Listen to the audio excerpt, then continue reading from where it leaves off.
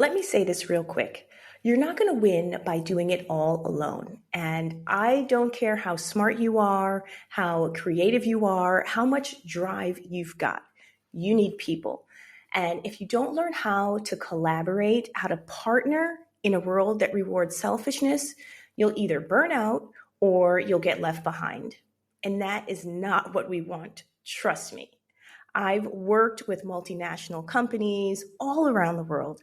I've been the lawyer, the strategist, the builder, and I've even partnered under ByteBow with people across tech, media, and education everywhere. And the one thing that I can tell you is true is that you absolutely need people. You need to learn how to partner and how to collaborate. And the power in building something isn't about going solo. It's about building in the right circle. People who challenge you, people who push you, people who support you, they elevate you. And what you actually build, you want to build something real and not just ride the wave. You want to build something that has impact.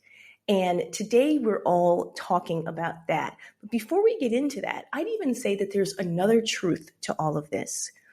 In addition to partnering, you also need to know when to walk away. And that's because not every business relationship is meant to last. Sometimes protecting your vision means cutting ties. So today I'm sharing lessons from my own journey in building ByteBow and how I went from leading legal teams at major corporations to starting ByteBow in Dubai and what collaboration has really looked like along the way.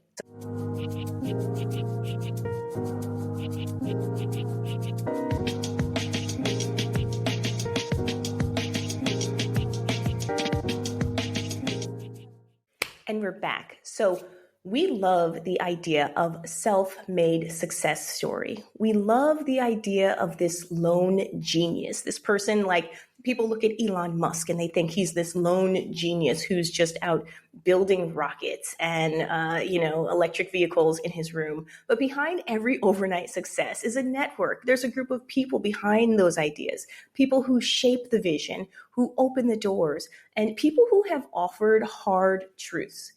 And so let me tell you a story about how I experienced this firsthand. When I was working in corporate, when I was leading legal strategy and legal compliance at a certain company, I had to work across departments, cultures, languages, particularly the Chinese culture and language. And I had to navigate my coworkers in that way as well. And it taught me quickly that collaboration isn't optional. It's the key to scaling impact.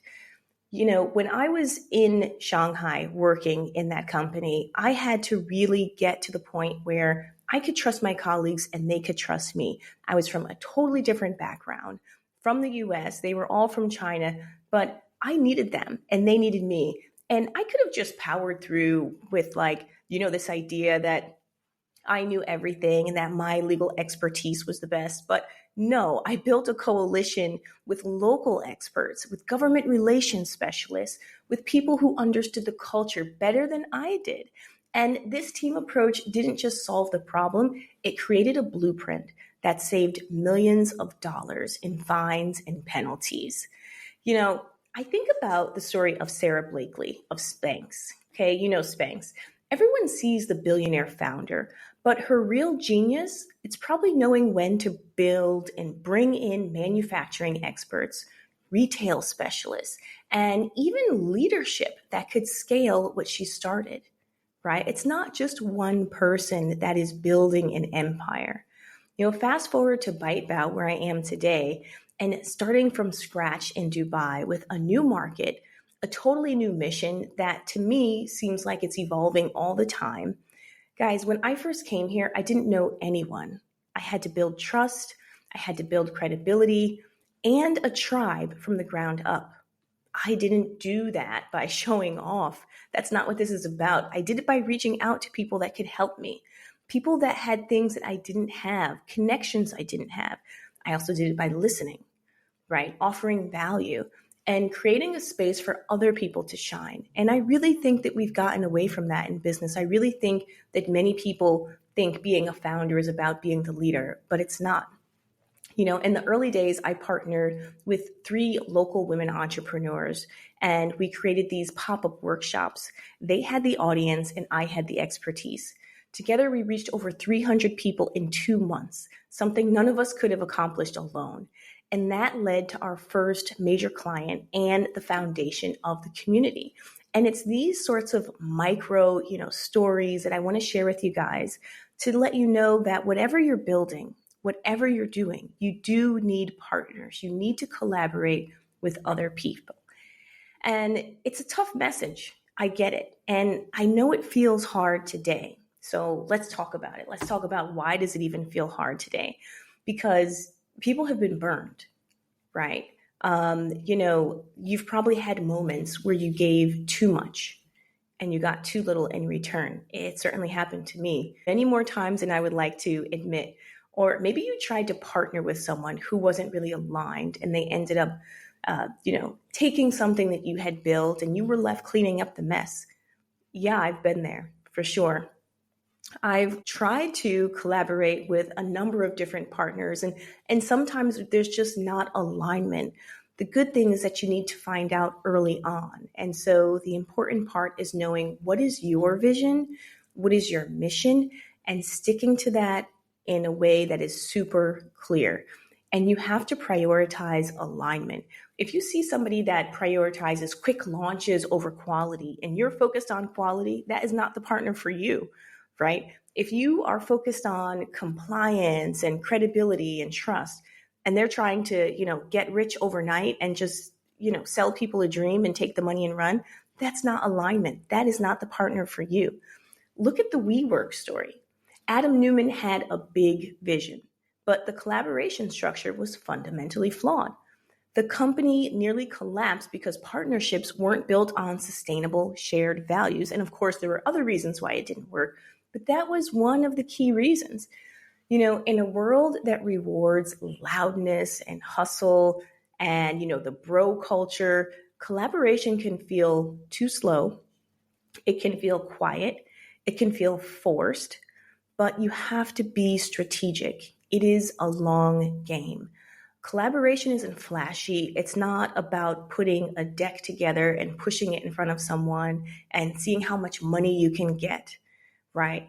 That's not what collaboration is. And I also thought collaboration was that, but it's not, right? It's consistent, it's intentional, and it doesn't always give you the mic, but it does give you a seat at the table.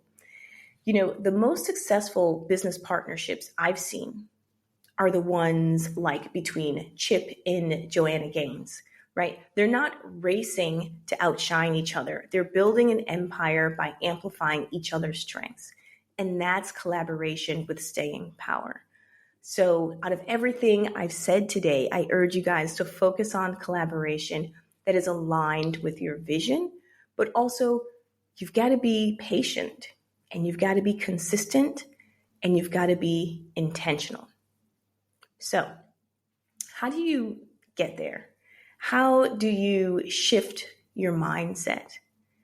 We have to go from what can I get to what can we build together? And that is so hard for people because everyone wants to think in this transactional way. Like if I work on this piece, what am I going to get? Right? If I do this, what am I going to get by the end of the month? And it's funny because when I launched BiteBow, I knew I didn't want it to be just another company.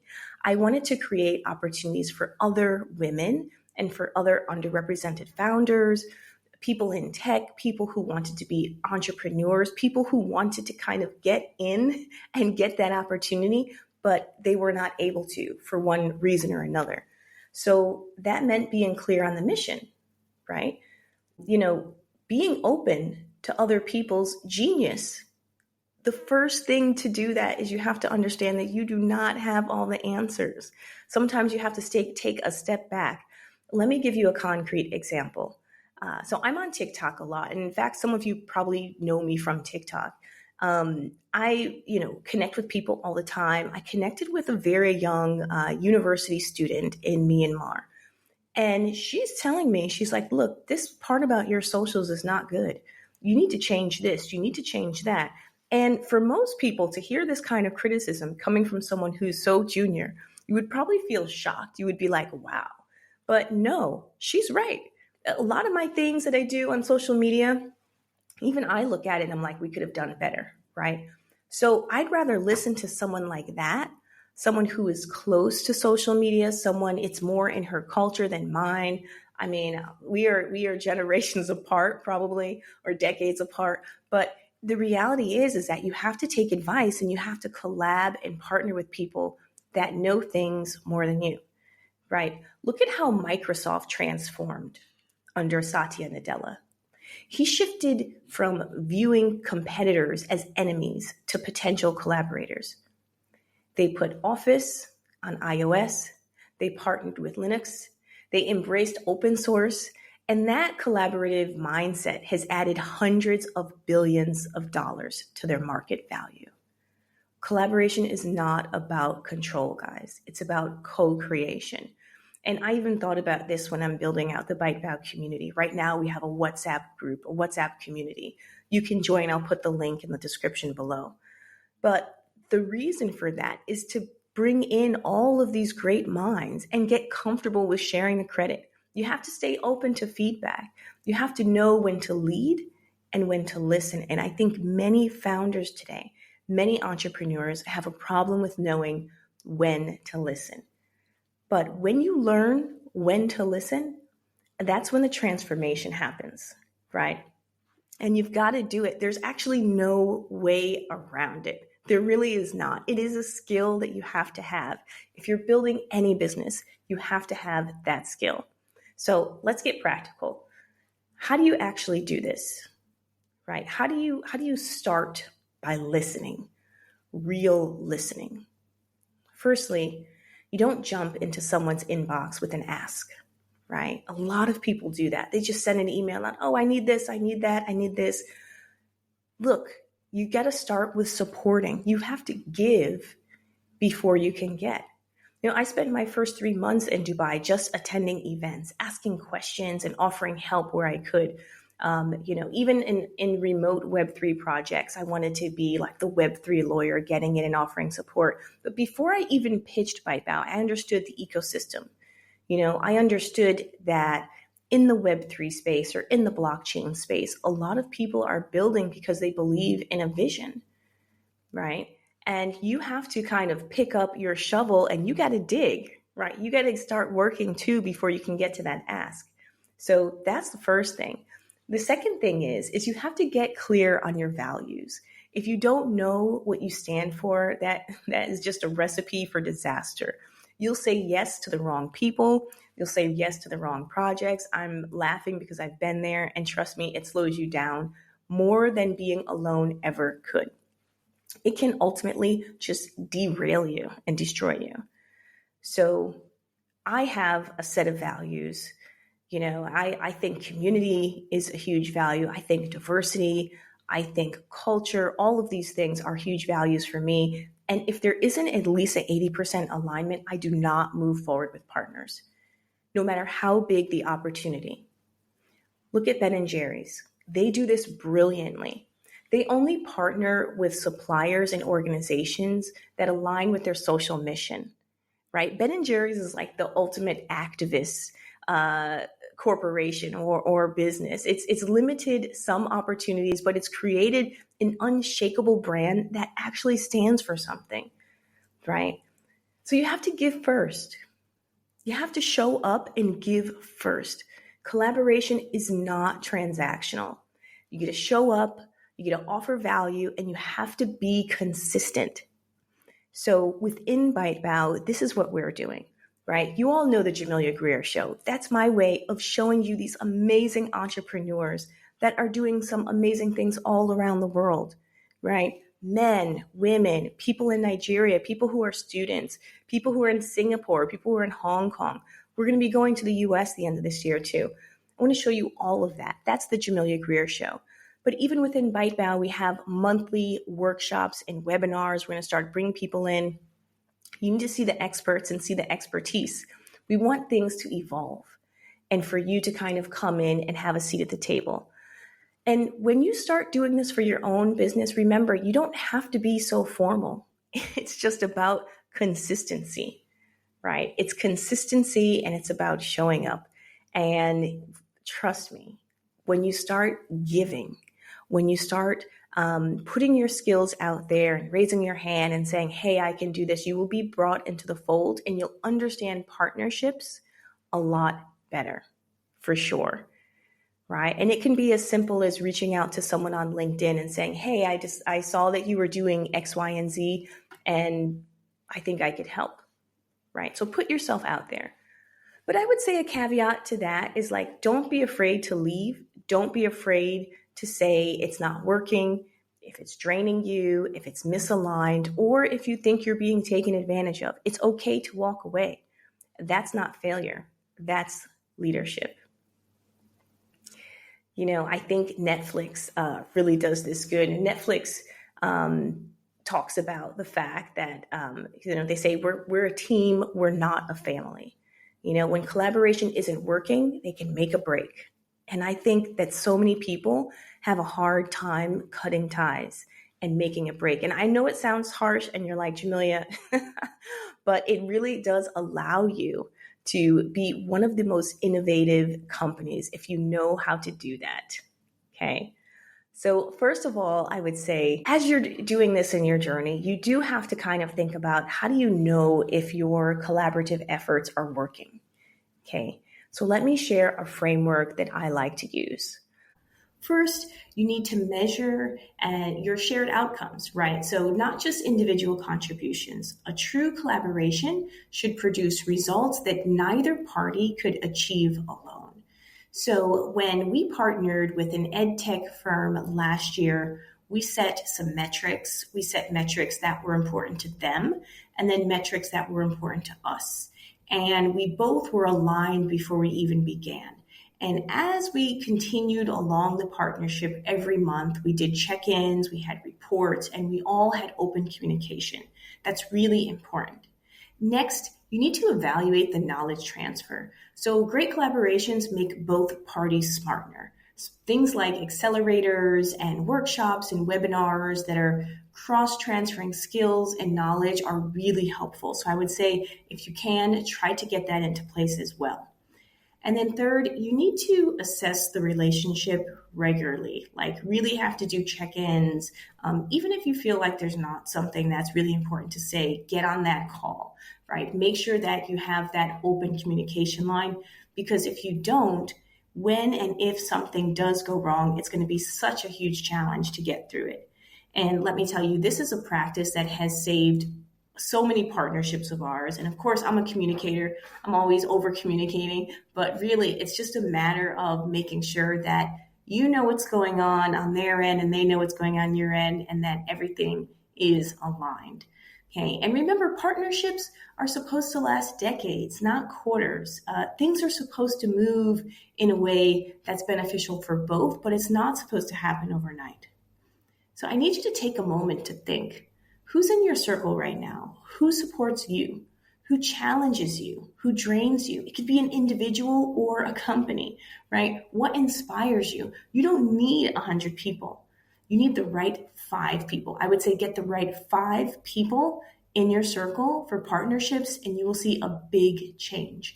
So get into that season of building your circle right now. And here's my challenge for you. Identify one potential collaboration that could transform your business. Reach out this week, not with a pitch, but an offer to help. Offer to help them and help them grow. And if you can, share this episode with someone you'd love to collaborate with. Tag them, DM them, start the conversation, because in a world that's obsessed with me, we need to start choosing we and make it an intentional act. And so if you like this episode, for additional resources, I invite you to join our WhatsApp community with ViteBow. We have resources about how to build partnerships, frameworks, evaluations, things that we have been refining over a period of time. And I would love to build together with you. So until next time, keep dreaming big and keep showing up. Take care, guys.